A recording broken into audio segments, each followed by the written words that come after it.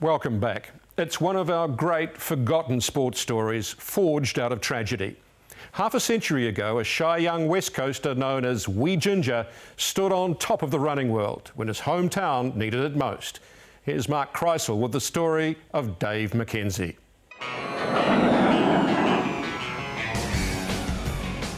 The Boston Marathon, America's toughest, most prestigious running race.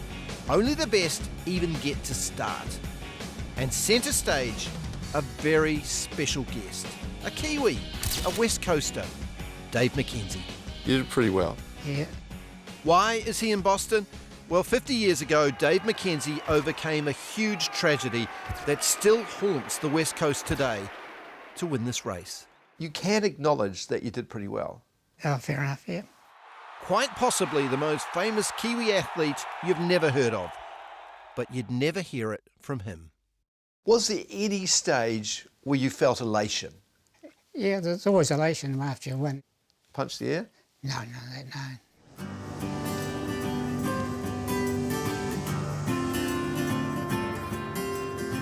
They don't breed skites in Runanga, a West Coast town built by coal miners, working class proud of their sporting heroes, rugby league players and Dave MacKenzie.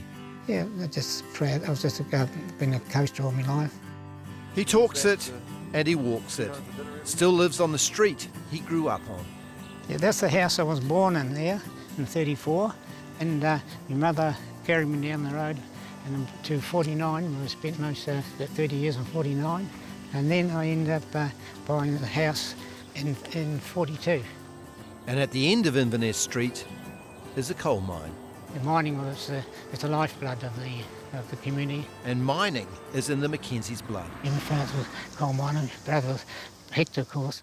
4 Mackenzie boys and a daughter were raised on this street, and they all loved their sport. Mr. MacKenzie, what age did Dave start running? Well, he decided at 14 that he would like to be a marathon runner. So Dave joined the Greymouth Harrier and Athletic Club. I think he was one of our truly great marathon runners, and he was a very unique character. Ivan Agnew, sports journalist, knew the family and wrote about Dave when they both worked on the Greymouth Evening Star newspaper in the 1960s. He's a great little bloke, but Not a great talker. Oh no, he's definitely not a great talker.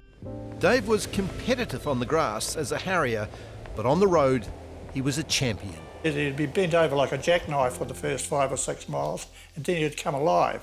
And that was so true of Dave, you know, he was magic. It was almost a magical thing to see. Once he warmed up, there was a real bound. His feet come high off the ground, you know, and he had a really good stride and a lovely rhythm. And all of a sudden, he was a transformed athlete.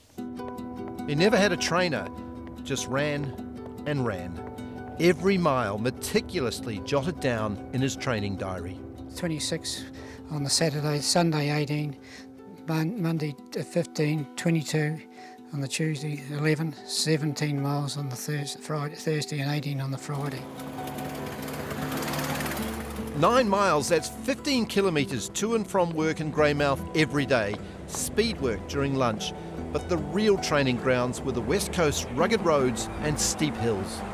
So how many miles would you have run along these roads? Well, it'd be thousands of miles. There's probably 65% of it that would have been out along here. You'd be on this road most of the time.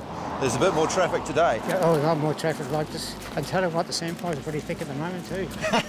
We are on the West Coast, Yeah. This was number 8 Wired New Zealand. Running shoes too hard? A new pair of Nikes? Adidas? Yeah, nah. You did it yourself.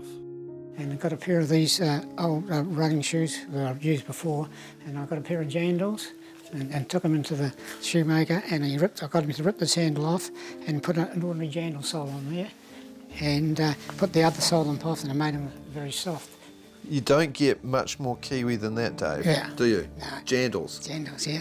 In 1966, he travelled north to Hamilton and won the New Zealand Marathon Champs. Dave MacKenzie, unknown and uncoached, won by a whopping 10 minutes. Greymouth threw a party. They had the bagpipes at the railway station, and put me on their shoulders and went down to the local pub. The win got Dave invited to run in the world's oldest marathon in Boston. But 3 months before the big race, disaster on the west coast. A huge explosion ripped through Greymouth Strongman coal mine. Can you tell us about Hector? What happened? Yeah, he was caught up in the Strongman mine disaster in '67. 19 miners died at Strongman. Dave's brother Hector was one of them. Yeah, it was very, very hard. Did you use it to drive you forward in a way with your running? Yeah, I think we might finish that one. Okay. I don't want to do much to do with the Strongman minings, accidents. So, yeah, Okay. I've got running mates were killed in there too, you see, running mates. The whole west coast was devastated by the Strongman mine disaster, and they came together in Greymouth on a freezing cold, rainy day to bury the dead in a mass grave. The strangest thing was when you're walking down there, even though it was raining, you couldn't feel anything. Ivan Agnew, along with Dave, was one of Hector's pallbearers. I was very privileged to be asked. I really did feel honoured. Somehow, Dave MacKenzie picked himself up and got on a plane to Boston. A broken west coast had passed the hat around to raise money for the trip. So everyone was sort of down in the dumps before I left. You know, you understand, so devastating for everyone. He would know that if he went to Boston and did well, it would mean a hell of a lot to the coasters. I think he'd be aware of that. He doesn't, as I say, he doesn't talk a lot, but he thinks a lot. He'd never been out of New Zealand before. That was the first time, yeah. By the time he got to Boston, Dave MacKenzie was just one more face in the biggest race in the world, and the only one wearing a singlet with a G on it. So is this the actual singlet you wore Yeah, that's the actual singlet. with the G? Gee, very, very proud to wear it. It's from my home club in Greymouth, and it's very, very special. Did the people in Boston have any idea where Greymouth was? No, well, they honestly thought it was from Greece, with a G. The Japanese were the favourites. They'd dominated the Boston Marathon for the past 2 years. You know, they turned up and very polite and bowed a lot and, you know, smiled, but they were held in awe by the Americans, and with good reason. They were the supermen of the Boston Marathon, no doubt. It may have been 50 years ago, but Dave remembers that bitterly cold Boston race day as if it were yesterday. I think it was about 2 or 3 degrees. There was snow on the ground. In the morning it was very white all over. You made sure you warmed up, and in them days you just cover yourself with olive oil. It was a packed field, around 700 runners and one dog. Yeah, he came for a wee while there, a couple of 100 metres or so. Where did he get in the race? He might have come a close second. By midway, the leaders had sorted themselves out. The Japanese runners suddenly realised the little guy with the ginger hair was impossible to shake. One to take off and come back again, then another one to repack again, another one to take off and come back. He was very wily, and that he'd be watching, and if he spotted any weakness, he'd know when to hit, and he'd hit hard. Dave MacKenzie hit on what they call Heartbreak Hill. That's when I thought, well, I'll go for broke, and that's when I made for a break. Thousands of miles on those west coast roads paid off. They never caught him.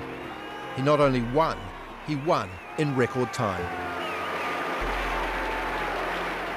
The American public went nuts over Dave. They couldn't get enough of him. It was just a big day for them.